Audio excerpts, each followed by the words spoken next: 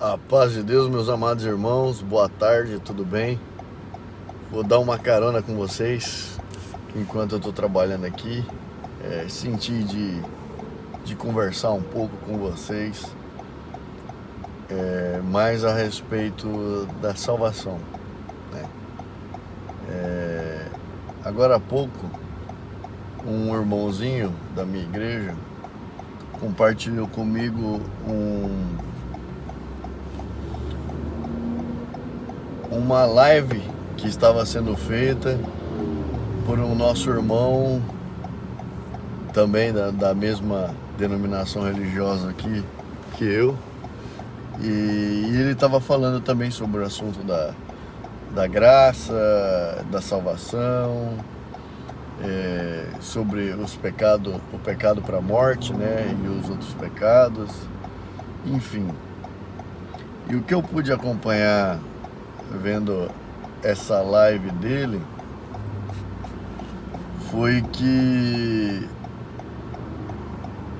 a grande maioria dos irmãos, irmãs, dos jovens, né, adolescentes, eles procuram saber a respeito de pecado e de salvação basicamente para saber até onde ele pode pecar, até onde ele pode se deleitar com o mundo, com os prazeres da carne, sem que ele perca a salvação, né?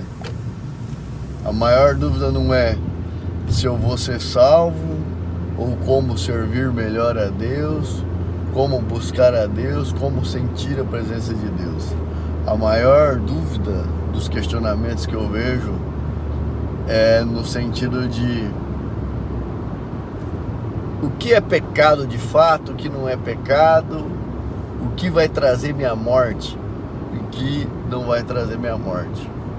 Como se a graça do nosso Senhor Jesus Cristo e a obra de Deus fosse algo negociável, né? Como se a gente estivesse negociando com Deus ou com Jesus Cristo. Olha, eu vou crer, mas eu quero crer sabendo que eu posso fazer isso aqui e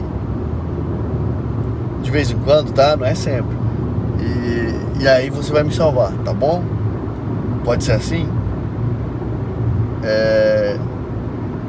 Ficam buscando uma salvação incondicional, uma salvação que a partir do momento que você crê,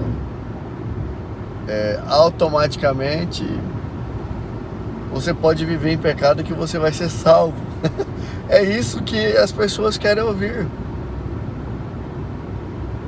E eu particularmente me entristeço. Se eu me entristeço com isso, imagina Jesus Cristo. Isso não quer dizer que, nossa, João, você é crentão demais, você quer tudo a ferro e fogo, com você é 880. Não.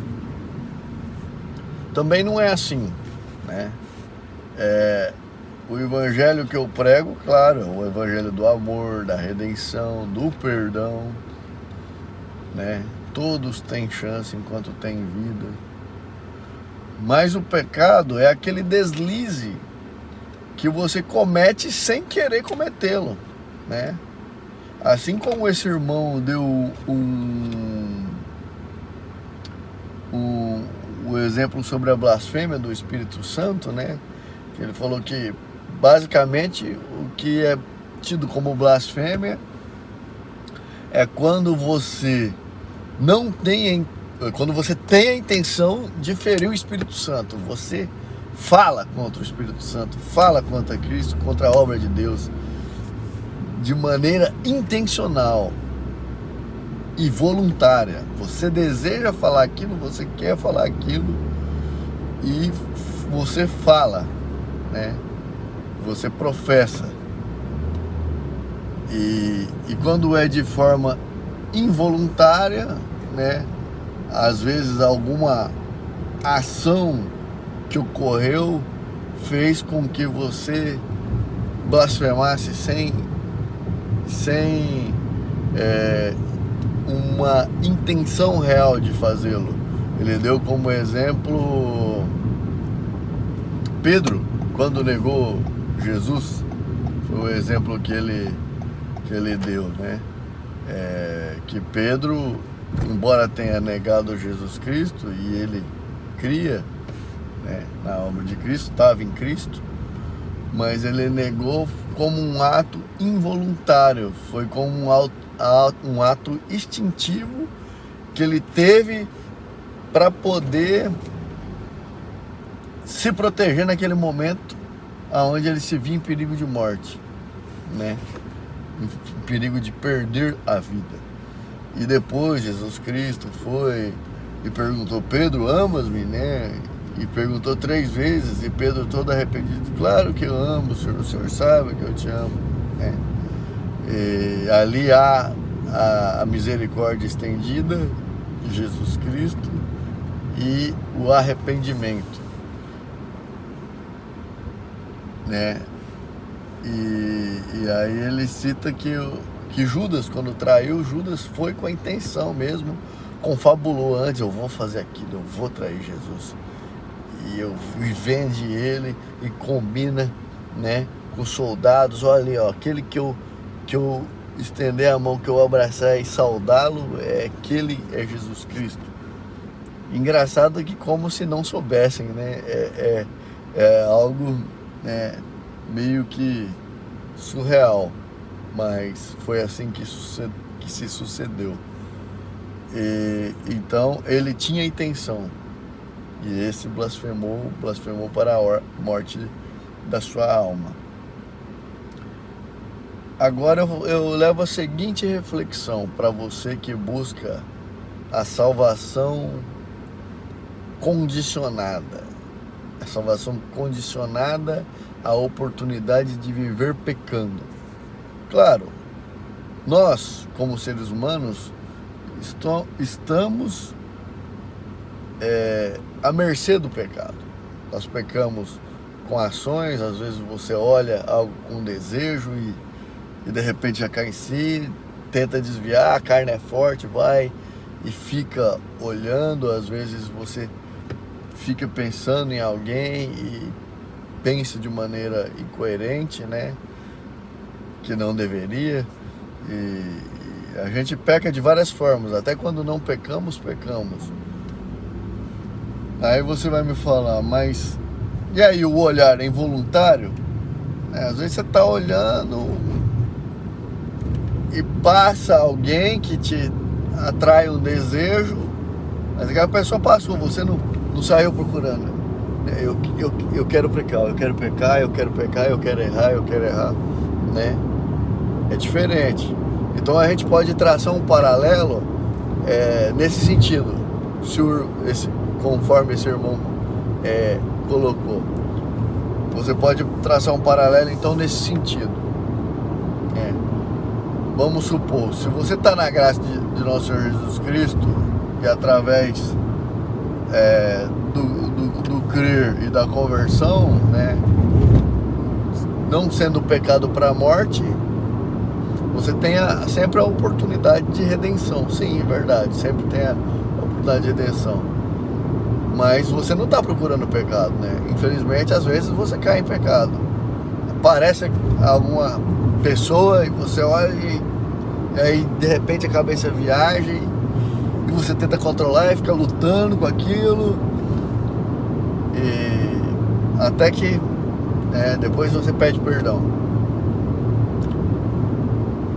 Veja, diferente do que você saber que você está em Cristo e você procurar o pecado, né? Falar: não, hoje eu vou,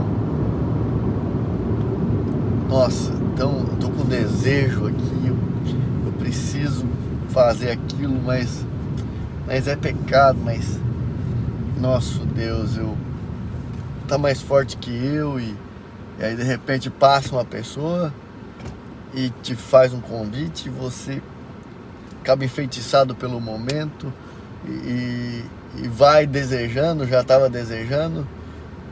Aí, opa, peraí, foi involuntário, passou a pessoa. Realmente, errei no exemplo. Não vou editar, então vamos remendar.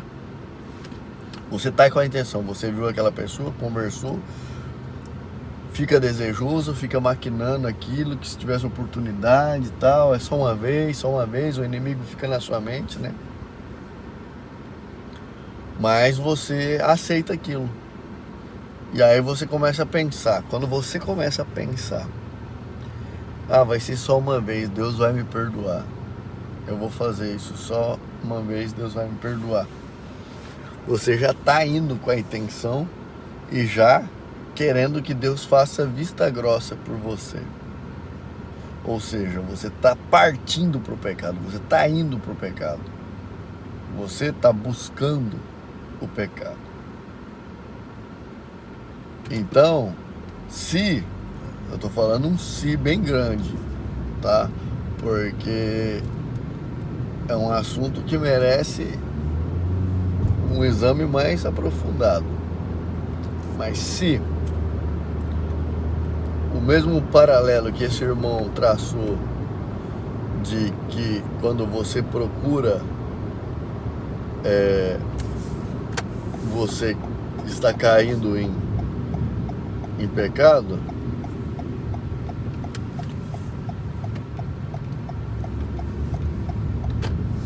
então há que se falar que esse tipo de pecado basicamente é o mesmo pecado de Judas, né? Então poderia ser caracterizado uma blasfêmia, tendo em vista que você está em Cristo, conhecedor de Cristo, mas mesmo assim você quer se sujeitar ao pecado porque você tem a possibilidade de se salvar e de ter o seu pecado redimido ao bel prazer. Você acha que isso não é um tipo de escarnecimento da obra de Deus? Seria um tipo de apostasia?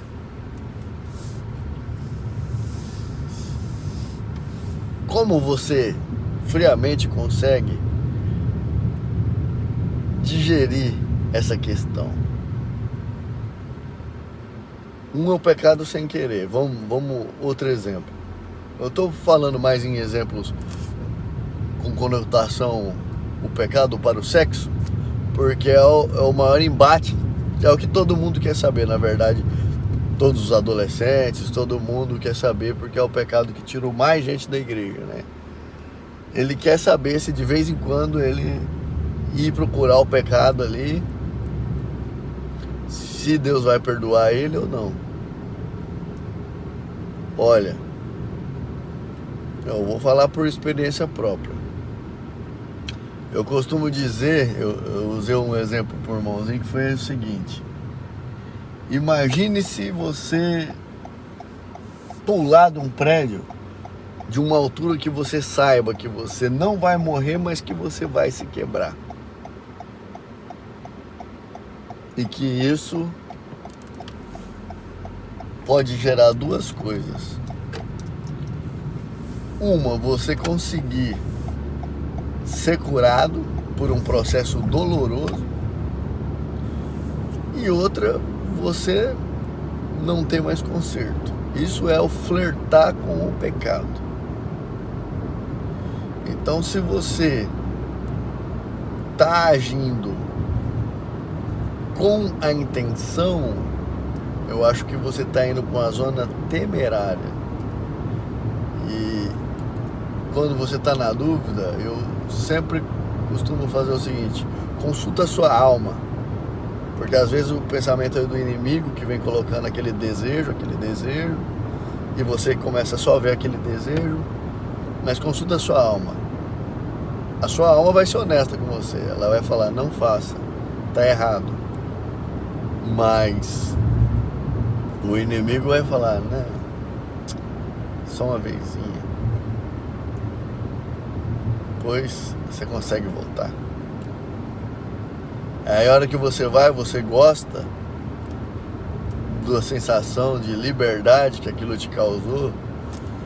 Só que aquela liberdade começa a te afastar de Deus. Não é uma missão fácil. Porque aí você vai ajoelhar, vai orar, E será que você vai sentir a presença de Deus? Porque o inimigo começa a lançar culpas em você, né? E essa culpa começa a enfraquecer a sua fé, te deixa depressivo, e a tendência dessa culpa é te levar para longe de Deus. Então, você está preparado para pular do prédio? E outra questão,